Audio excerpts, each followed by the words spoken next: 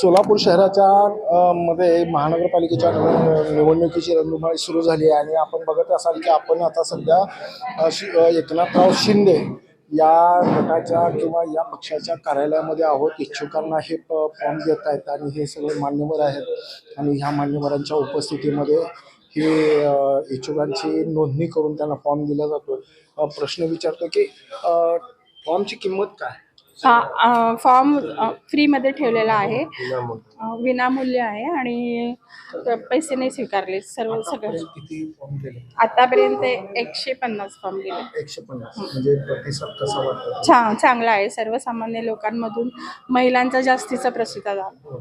येणाऱ्या काळामध्ये कसं असेल? येणाऱ्या काळात पण खूप चांगला प्रतिसाद असेल. लाडक्या बहिणींना, एकनाथभाई शिंदेंना आम्ही निवडून देणार असे सर्वजण येऊन सांगतात की लाडक्या बहिणीचा प्रतिसाद जास्ती जोरात आहे. नक्कीच. अनाथाचा नाथ एकनाथ म्हणून ज्याचा उल्लेख केला जातो त्या पक्षाचे हे आपल्या कार्यालयामध्ये उभे आहोत. आपल्यासोबत जिल्हा प्रमुख सचिन चव्हाण आहेत, त्यांच्यासोबत आपण चर्चा करतोय की साहेब येणाऱ्या काळामध्ये महानगरपालिकेच्या निवडणुकीच्या अनुषंगाने एकनाथराव शिंदे गटाच्या शिवसेनेकडून कशा पद्धतीची रणनीती? बघा, आता प्रत्येकजण काय म्हणतायत, आता भाजपचं तुम्ही ऐकलं 75 पार, राष्ट्रवादीचं 75 पार. आम्ही आता यावेळेस हे केलं आहे की अबकी बार लाडक्या बहिणींचं सरकार आहे. तर आता युतीच्या बाबतीत काय निर्णय होत आहे आता 1-2 दिवसात कळतील. नाही, पण भाजपाच्या वरिष्ठ नेत्यांकडून असं म्हटलं जातं की सन्मानपूर्वक आणि अवास्तव जागेची मागणी न करता वाटाघाटीला जर का येत असतील मित्रपक्ष आमचे महायुतीचे तर आम्ही तयार आहोत. त्यावरची तुमची भूमिका काय? नाही, बघा, लोकसभेला, विधानसभेला आम्ही विना अट भारतीय जनता पार्टीला पाठिंबा दिलाय. आता जर सन्मानजनक जागा जर ते देणार असतील तर त्यांच्यासोबत जाऊ किंवा आम्हाला इतर सगळे पर्याय. म्हणजे तुम्हाला असं म्हणायचं आहे की विधानसभा, लोकसभा आम्ही निसंकोच बिनशर्त पाठिंबा दिला, आता त्यांनी नियम अटी घालणं योग्य नाही? 100%.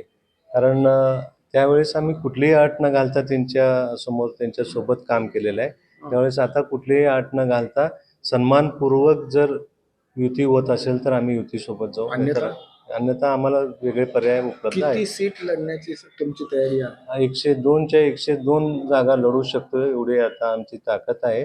जर युती नाही झालं तर पूर्ण 102 जागा आम्ही लढू. क्या बात आहे. ईव्हीएमच्या मधून जे काय आता चमत्कार होणार आहे तो भाजपाच्या बाजूने तर असेलच, पण त्यानंतर राष्ट्रवादी आणि शिवसेना एकनाथराव शिंदे याच्यामध्ये सेकंड लार्जेस्ट पार्टी कोणाची आणि कशी असणार ह्याकडे आता सगळ्या सोलापूरकरांचं लक्ष लागून राहिलं. सोलापूर महानगरपालिकेच्या निवडणुकीची विचार करत असताना मुंबई महानगरपालिकेच्या निवडणुकीमध्ये भाजपाचा सर्वे असं सांगतो की मुस्लिम बहुल भागामध्ये एकनाथ शिंदे या पक्षाच्याच उमेदवाराला उमेदवारी द्यावी म्हणून आपण त्यांच्याबरोबर युती करणार या मानसिकतेवर भाजपा उतरलेली असताना सोलापूरमध्ये मात्र चित्र वेगळं दिसतंय. अल्पसंख्याक विभागाचे अध्यक्ष आहेत, आपलं नाव काय? अब्दुल गफूर शेख, गफूर दादा म्हणून ओळखतात मला. कसं वाटतं तुम्हाला एकूण ह्या पक्षामध्ये तुम्हाला सन्मान वगैरे कसा दिला जातो? 1.5 वर्षापूर्वी माझा पक्ष प्रवेश भारतीय चौकात गाजेबाजेने मी प्रवेश केला होता. तर त्यावेळीच हजारोंची संख्येने लोक उपस्थित होते आणि माझ्यावर प्रेम दाखवले होते, शिंदे साहेबावर, शिवसेनावर प्रेम दाखवले होते. मग त्यानंतर मुस्लिम समाजाचे महिला असू दे किंवा पुरुष असू दे, खूप लोक जोड़लेले गेलेले आहेत पक्षामध्ये. और उसके अलावा हम लोग अगर बात करेंगे पक्ष में जुड़ने की वजह शिवसेना में एकनाथ शिंदे साहब का काम संवेदनशील, जब उस वक्त मुख्यमंत्री थे साहब, और उनके जो निर्णय थे तड़काफड़की निर्णय थे, ऑन द स्पॉट जो तुम्हाला असं डिसीजन. वाटतं की सोलापूर महानगरपालिकेच्या निवडणुकीमध्ये एकनाथ शिंदे गटाकडून मुस्लिम समाजाला प्रतिनिधित्व जास्त प्रमाणात मिळेल?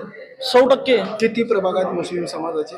अभी हम लोग अगर वो प्रभाग वाइज जाएंगे, 7 प्रभाग आहेत. 7 प्रभागामध्ये किती उमेदवारी तुम्हाला अपेक्षित आहे? पूरे 7 प्रभाग में हम लोग मुस्लिम panel to panel, her panel में मुस्लिम समाज का एक प्रतिनिधि और उम्मीदवार रहना ही चाहिए. तुम्हाला असं वाटतं का की बाबा काँग्रेस हा मुस्लिम समाजाचा पर्याय आता संपल्यानंतर MIM नंतर आता एकनाथ शिंदेलाच एक मोठा पर्याय मिळू शकतो?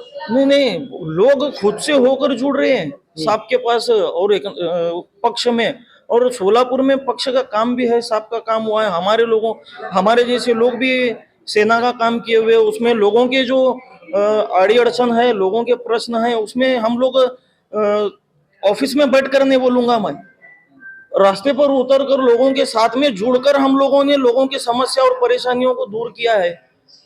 हमको जो आदेश है बाला साहब ठाकरे के कि 80% समाज कार्य और 20% राजकारण, तो हम वो मुद्दे को सामने रखकर ही और वो स्लोगन को सामने रखकर ही काम किए हुए, और उसका रिजल्ट आने वाले महानगर पालिका में 100% दिखेगा। और शिवसेना में जो है भगवा झंडा मुस्लिम समाज के लोग भी फडकाएंगे, ये मैं गॅरंटी के साथ कहता हूँ। ते बघितल्यानंतर एक लक्षात येईल की जो सुटसुटीतपणा भाजप कार्यालयामध्ये किंवा राष्ट्रवादीमध्ये दिसतो तो जरा इथं आभाळानच दिसतो, कमी दिसतो. पण ह्यांची तळमळ आणि ह्यांची जी काही ह्या पक्षाविषयीची एकनिष्ठा जी आहे ती अगदी सर्वसामान्य कार्यकर्त्यांना जोडणारी आहे. म्हणूनच मी मगा म्हणालो अनाथांचा नाथ एकनाथ आणि त्या एकनाथांचा पक्ष म्हणजे शिवसेना. येणाऱ्या काळामध्ये ह्या शिवसेनेची संख्या सभागृहामध्ये किती असणार आहे आणि किती निर्णायक भूमिका निभावणार आहे हे येणाऱ्या काळामध्येच आपल्याला दिसणार आहे. जवळपास एक 15 महिन्यात दिवस आहे, नक्कीच आपण बघणार आहोत. ब्रेन न्यूज करता यासिन शेखचा मेहनती.